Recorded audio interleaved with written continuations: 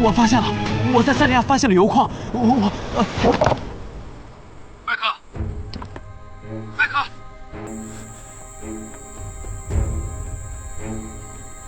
麦克，还在吗？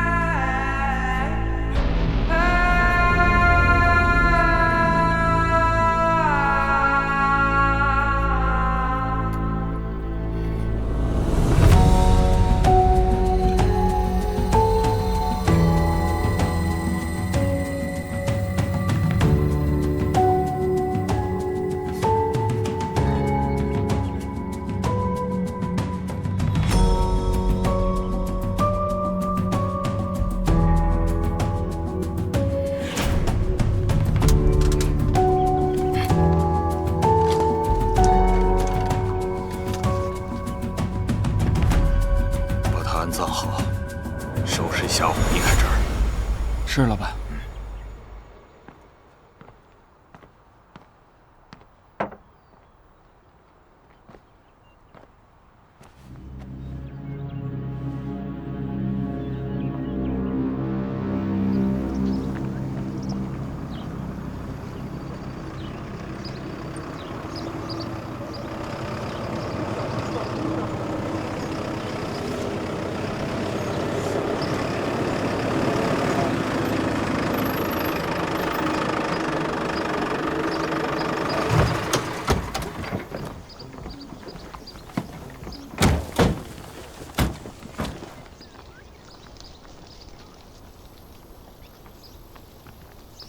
？Mkuu. Habari Daktari Tong. Tumekuja hapa kuangalia eneo. Vipi, wagonjwa wanaendeleaje? Tumeleta baadhi ya vifaa hapa na huyu ni Jang, mshauri wetu. 酋长好， Nashukuru kukutana na wewe. 听童医生已经介绍了这里的情况，今天我们过来，想再查看一下。 Mshauri Jang amesikia yaliyotokea, kwa hiyo yuko hapa kwa ajili ya kuangalia. Inaonekana imekuwa mbaya zaidi jana. Tulipata wagonjwa zaidi usiku kucha. 这里的病人他们的病情越来越严重，就昨天一个晚上多了很多相同症状的病人。 跟酋长说，我们要立刻见一下病人。好。 Mkuu, tunahitaji kuwaona hao wagonjwa mara moja. Sawa, nitaandaa. 罗尔正在经济危机，而马努特想要救他。耐心点，朋友。现在罗尔还有个困难在等着他，他就快撑不住了。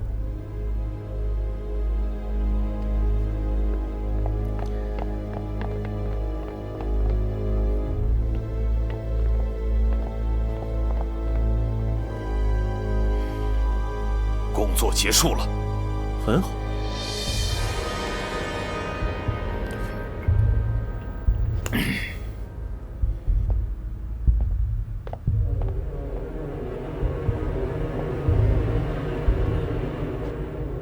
他怎么了？另一个人呢？他被毒死了。他尸体呢？我们把他埋了。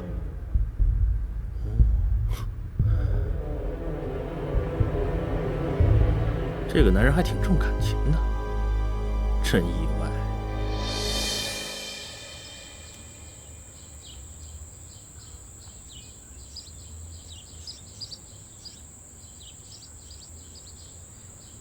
病人的溃烂加剧，呼吸道闭合，气管粘连，这绝对不是普通的疟疾。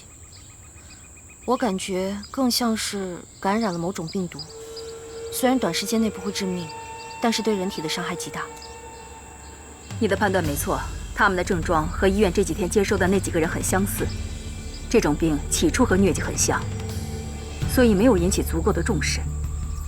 回去后，我们必须赶快把这一情况上报给联赛团。好，我再去问问老酋长，看看他们最近都接触了什么，能不能找到原因。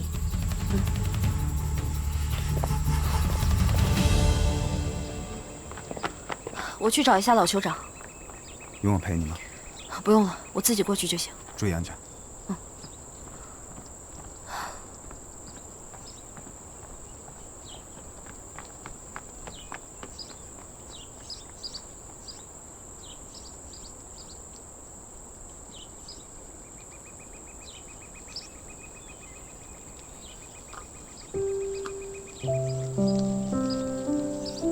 Asante, unakaribishwa.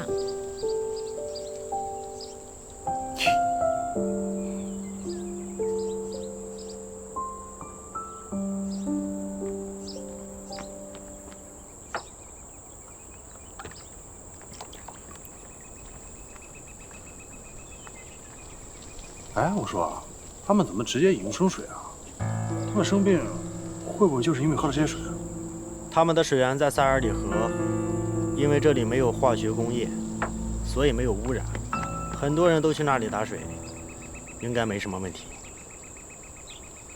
那为什么我们不帮他们打几口井啊？在这儿干农活的一般都是妇女，这样他们取水啊，能少走好多路呢。像你说的这个问题，联赛团曾经做过尝试，在这里打了几口井，可是没过多久，井口就被石头封住了。封住？谁干的？你可能想象不到，封住井的就是那些取水的妇女。为什么呀？因为他们取水需要半天的时间，也只有这半天，他们是自由的。虽然看起来很辛苦，但是可以让他们摆脱村子里更繁重的劳动。本以为打几口井能帮助他们，没想到啊，其实给他们增加了很多负担。在塞利亚生活真的是太矛盾了，他们喜欢现代文明，喜欢电子产品，也喜欢坐汽车出行，但又因为种种原因，他们拒绝现代文明带给他们的便利。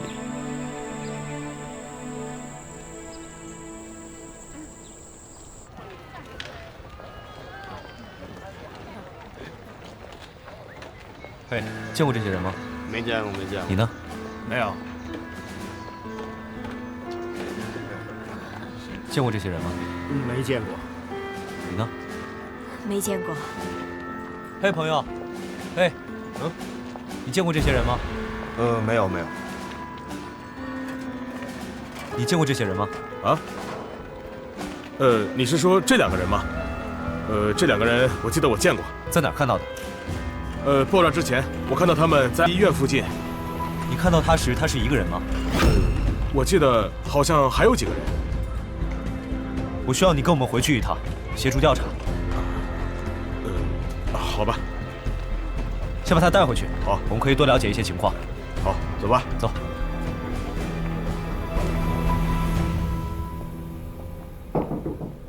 请进。丹妮小姐，这是我们临摹的，我们已经尽力了。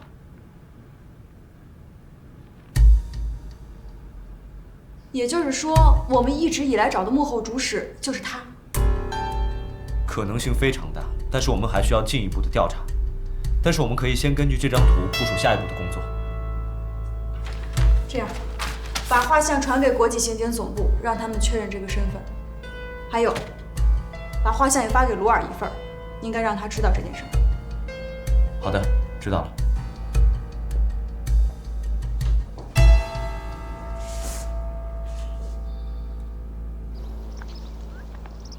Mkuu, tafadhali fikiria kuna kitu kisicho cha kawaida kimetokea hapa hivi karibuni au kuna mtu yeyote kutoka nje kaleta kitu maalum?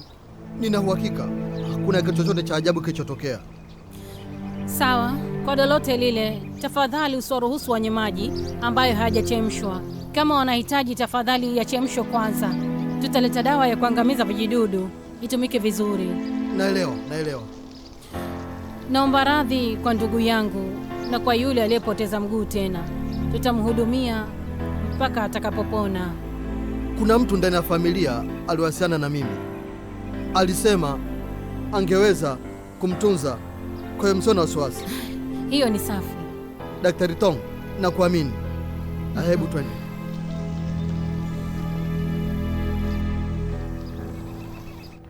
你曾经不是信誓旦旦地跟我说，油矿的事情没有人会知道吗？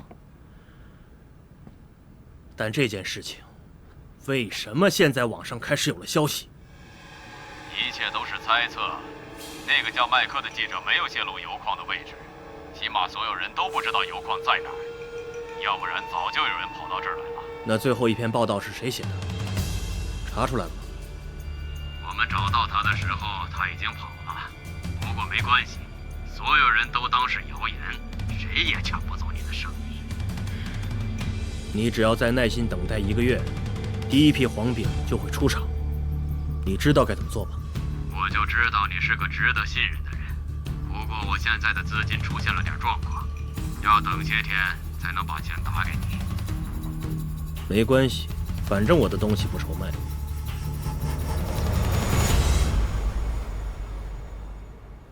狡猾的家伙，他是想等待这一切都确认无疑之后才肯打钱。但我们要保持警惕。如果连一个白人记者都能找到这种地方，那很快鲁尔和马努特也会知道。那你为什么不和他们合作？你什么意思？听着，你最近努力做这些事，都只是为了一个矿藏。你为什么不和马努特联合起来搞掉鲁尔？马努特会保护你。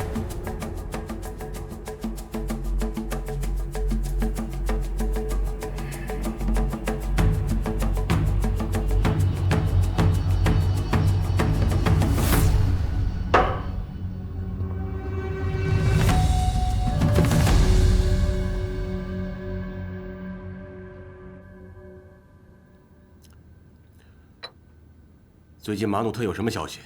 他要为我们提供资金，而且没有向我们收取任何的利息。但是钱要下个礼拜才能给我们打过来。等马努特的钱到了，先发给士兵，然后再发给政府的其他部门。我听说马努特最近有一批物资要运到城内，不要为难他们，让他们过去。这样有助于我们以后筹措资金。然后我们再给马努特一些好处，以后出现任何事，他都会帮助我们，因为他欠我们这个人情。好的，总统先生。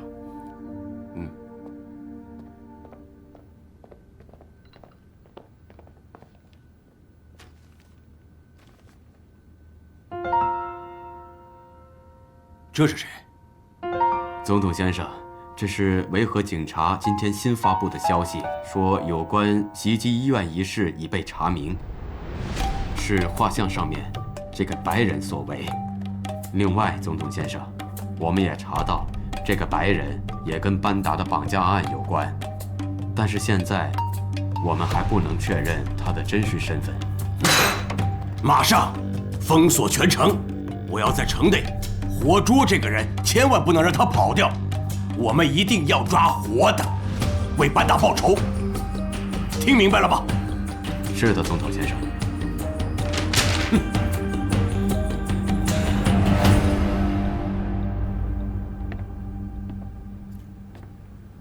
我要和马努特通电话。这需要合适的机会才行。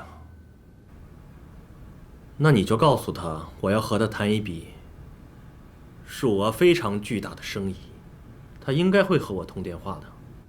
明白了，今晚应该就可以。好的。乌托先生，怎么了？我很久没有收到我的工资了。你会得到的，别担心，明早就会看到。希望这次可以兑现。我希望你收到钱后不要再用这种语气跟我说话。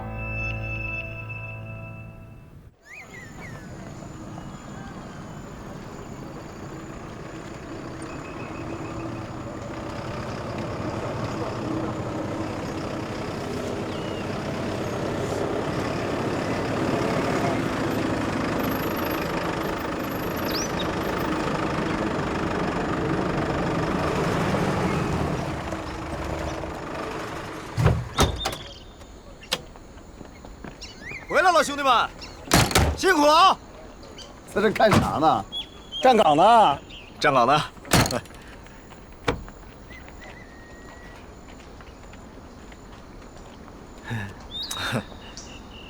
嘿，什么玩意儿？哎，啊，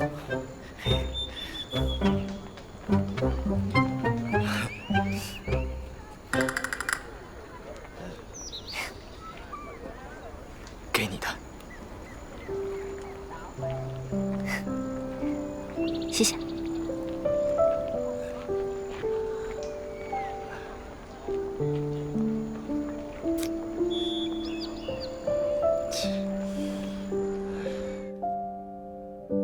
说说你的目的吧。副总统先生，我1年前去过塞利亚，我和我的勘探队在您的国家发现了一个巨大的油矿。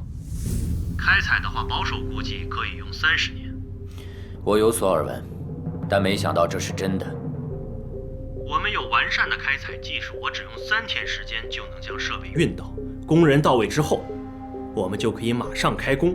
事成之后，我们就可以分享资源了。我想这是属于塞利亚人民的财产，这件事情我一个人说了可是不算数的。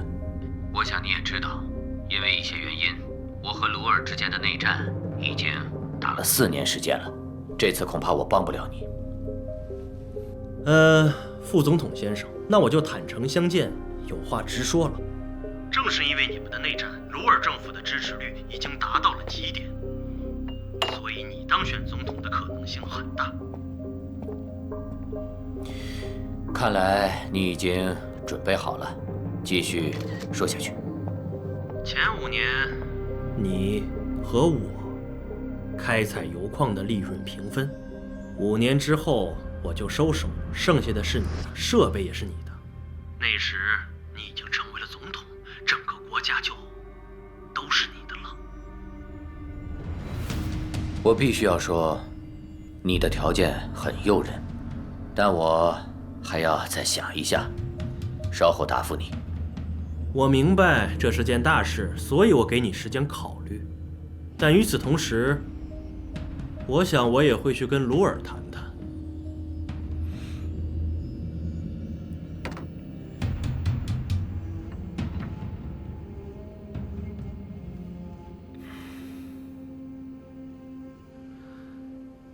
蠢蛋，这油矿最多只能开采5年。哼。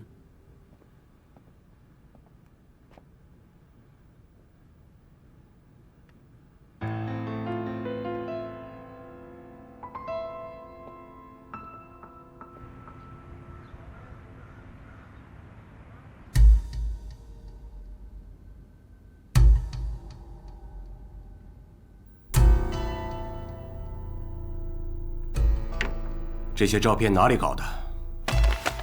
总统先生，这是昨晚一个未知的号码发过来的，我尝试打回去，但是那面一直没有接通。还跟我说不需要任何条件，原来背地里和恐怖分子交往的这么深。我是想接纳马努特，立刻切断马努特运输物资的渠道。下去吧。总统先生，我们要不要等马努特的钱打过来再封锁全城？你觉得他还会打钱过来吗？物资一到，马努特就会带人杀过来，把我们杀个片甲不留的。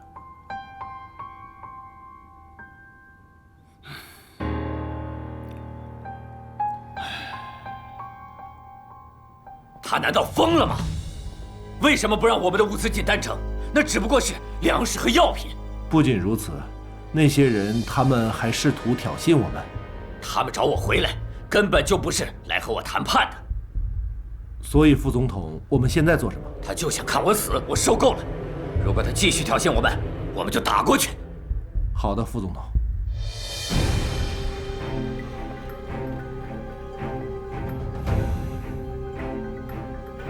哎，食物走，食物了吗？食物，是啊，快！为什么不给我们食物？对啊！大家听我说，我有食物，只卖5美元。什么呀？凭什么卖这么贵啊？给我们的吧？政府发的食物根本就不够吃，大家可以买我的食物，质量很好的，我可以保证。这明明就是我们的食物，凭什么不给我们？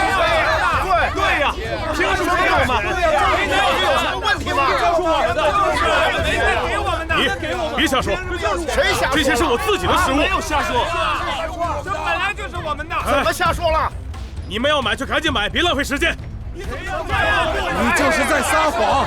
快归还属于我们的食物和药品，要赶快！对，没错，给我们食物，这就是我们的食物。我们要食物，我们要食物，给我们食物，我们要食物，我们要食物，我们要食物，给我们食物，给我们食物。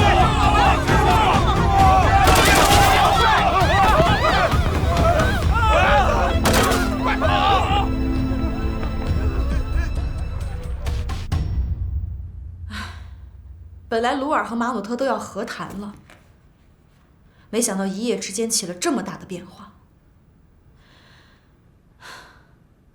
不光是他们起变化，接连几天了，丹城内部发生了好几起抢夺粮食的事件，恐怕接下来还会有蔓延的趋势。可是现在丹城已经封锁了，我们的物资进不来啊！物资进不来。进不来怎么办呢？之前的医院爆炸案，我们只抢救回来一小部分粮食，剩下的一大部分都已经被大火烧毁了。物资再进不来，别说救济当地的灾民了，我们自己都需要救济。现在还能撑几天？7天。7天之内，如果物资给养再不到的话，那么各国的联合部队可能真的是要问责。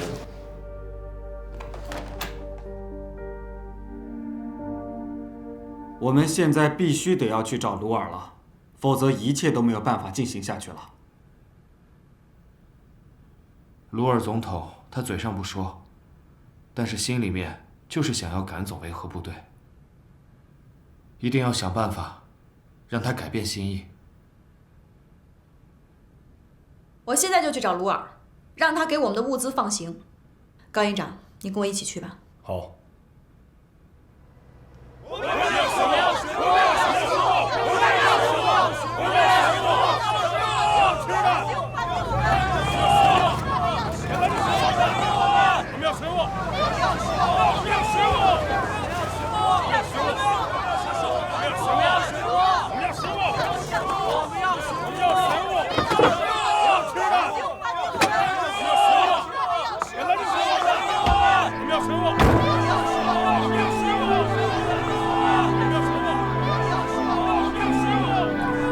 高营长，再让饥饿持续下去，这些难民早晚也会暴乱。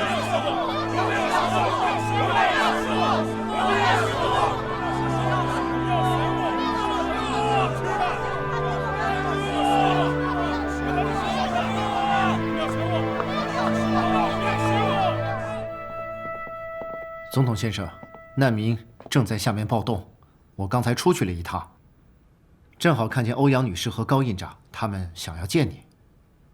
来干嘛？欧阳女士代表各国维和部队，希望您能解除封锁，让他们能够把物资运进来。解除封锁？那马努特他们不就是有机可乘了吗？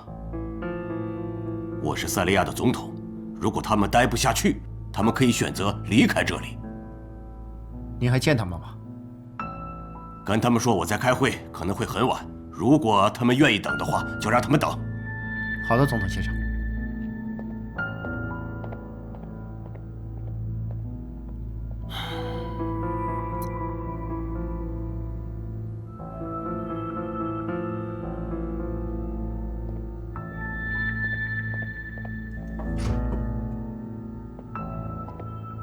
高营长、欧阳女士，总统现在正在开会，你们可能需要等很长的时间。没关系，我们可以等。好吧，等他有空了，我会告诉你们的。谢谢。不客气。他应该不想见我们。这不已经给出答案了吗？这位总统先生啊，既要封锁丹城，还不想得罪联合国，这等于说把选择交给了咱们，还是希望咱们能够知难而退。那他就错了，我们只会知难而进。没错，欧阳女士，我跟您一起在这恭候总统先生。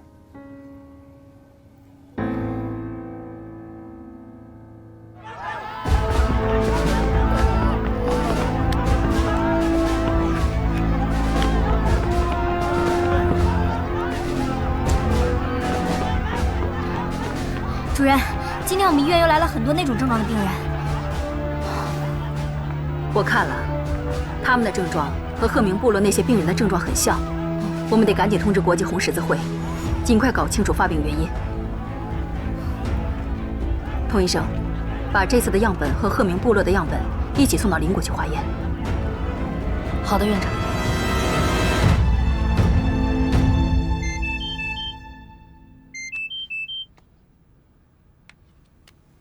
我是高博。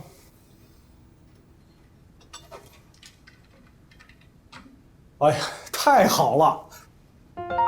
好，我明白，解决大问题了，真的。好，我明白。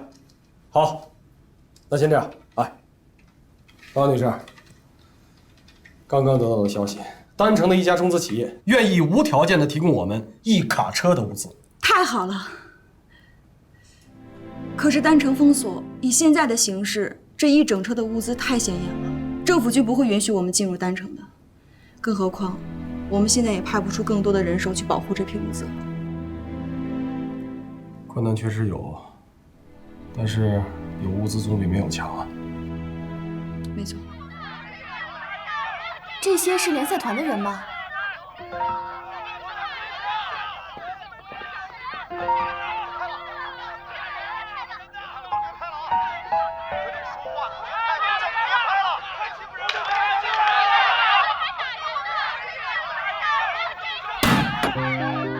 胡扯！你看看，欧阳女士，聂风他们的视频，子虚乌有，捏造事实。高院长，当务之急先处理这件事儿。欧阳女士，那先回去。好。来了，哎，哥，嫂子。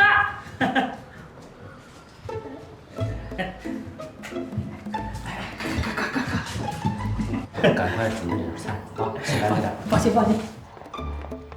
你俩嘀咕什么呢？没嘀咕什么，就是说让他好好备2个菜，我一会儿去炒啊。你坐会儿，我炒完菜就过来。你也坐会儿吧，跟我聊会儿天儿。好，这事儿可以有。哎，今天看着情绪不高啊，怎么了？丹城又要封城？和鹿儿谈怎么样？顺利吗？你怎么知道我去找鹿儿了？我今天出去买菜的时候，看见你的车往那个方向去了。回来的时候，我看见纳达尔了。就是马努特他老婆，是吧？他还是不愿意回去。你怎么什么都知道？保镖说的。我看着纳达尔的背影，我就有点心酸。你说他有家不能回，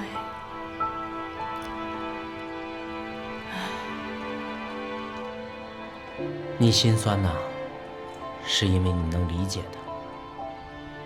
其实你们是一路人。我们是一路人。我说的意思啊，你们都是有崇高理想的人。只不过呢，她之前啊，把她的这个理想都寄托在她丈夫身上。他们都有一个抱负，就是想啊，把这个国家的人民呢，能让他们过上好日子。因为这个国家太穷了，人民也太可怜了。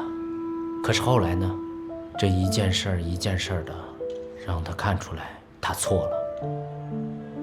马努特和鲁尔他们根本就没有想着人民，也可以说现阶段他们根本没有想着怎么样让人民过上好日子。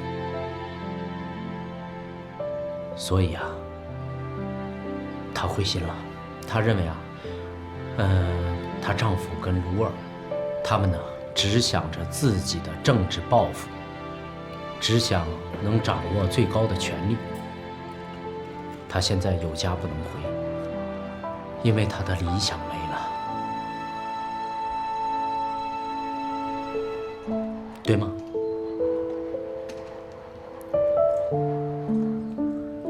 不认识了。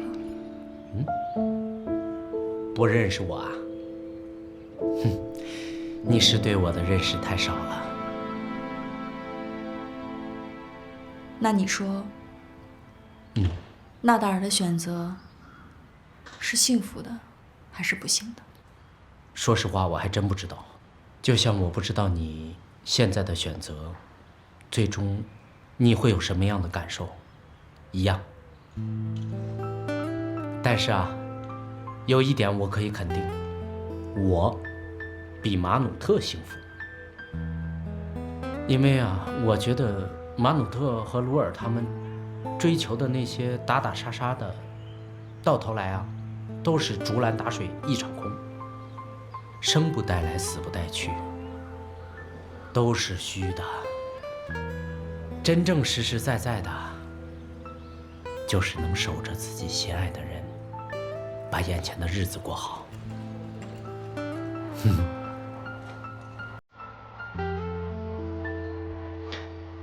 丹尼啊，我跟你说，我现在啊，想明白了。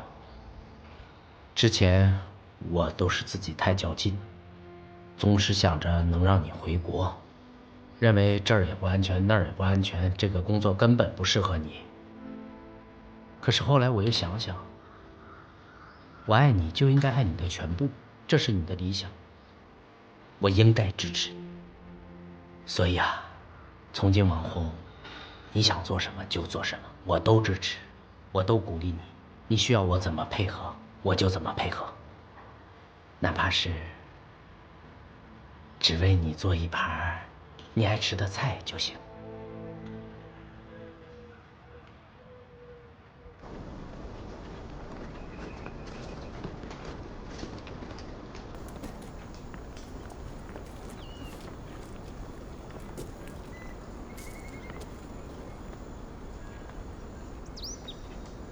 指导员，我听炊事班说，怎么可能要断粮了？我也听说了，咱们的物资早就到塞利亚了，只是那个鲁尔一直不肯放行。哦，对了，我还听说，中资企业给我们带了一份来自国内的重要礼物。什么礼物啊？哼，你猜你肯定猜不到，一会儿你们就知道了。老聂，坐那想什么呢？没事，想点东西。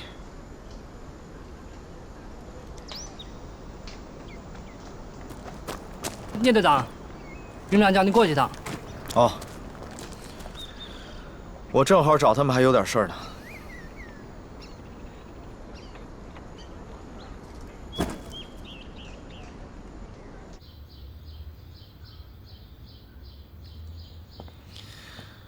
我一人做事一人当，我去找他们去，我不能让他们拿我一个人给咱们国家抹黑，江湖习气。聂风，你能不能成熟点？你能不能做事考虑一下后果？我考虑后果，我接受，我什么都接受，但是我不能让他们胡说。站住！回来！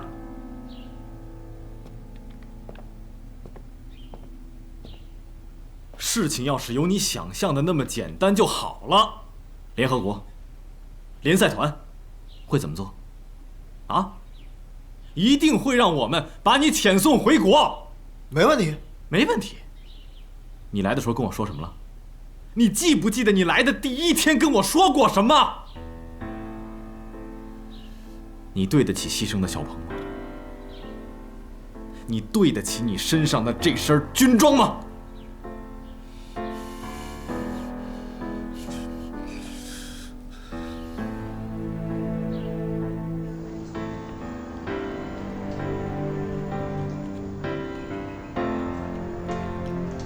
指导员，你说营长把队长叫走了，不会是因为之前队长打了那个记者，要处分他吧？这个我也不太清楚。不过今天回来的路上，我倒是有点不好的预感。该不会是要送队长回国吧？就目前形势，我觉得很难讲。指导员，可不能让队长回国呀！咱们特战队没有队长，那还叫什么特战队呀？就是啊，咱们得想办法替队长做点什么事儿。你们说这些啊，我都知道。只不过现在啊，就怕有人借题发挥。指导员，你说句话吧，我们都听你的。是啊，咱们在一起这段时间里，经历过多少生死，这份感情是大家有目共睹的。你们放心吧，如果真像你们说的那样，我肯定去找营长。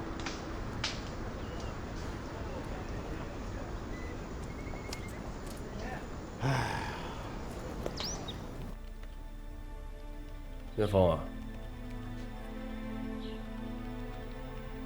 聂风，坐下。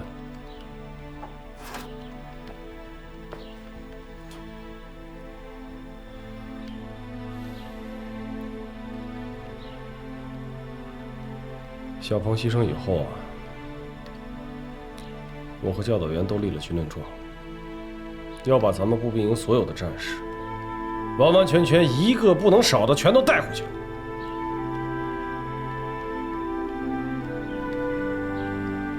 还有2个月，啊，就剩60天，咱们这期维和任务就结束了。你说在这个时候，如果是因为这件事把你遣送回国，值得吗？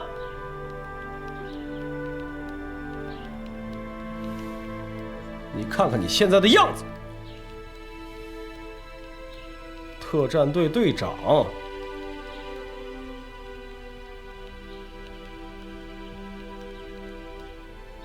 行了，我跟你明说吧，这次事件你做的还是有问题。我们换一个说法，我们之中谁在那个时候都不会视若无睹、袖手旁观。不光我们这么认为，国内旅长也是这么想的。没有任何责怪你的意思，还刻意交代我们，要告诉你，别想太多，踏踏实实工作。啊，对了，还有，按照旅长的指示，我们已经向联赛团提出申请，召开一个新闻发布会，公布事情的真实情况，向那几名记者道歉，赔偿人家器材的损失。是，但是你要记住啊，有关于咱们的一切脏水，一律不接受。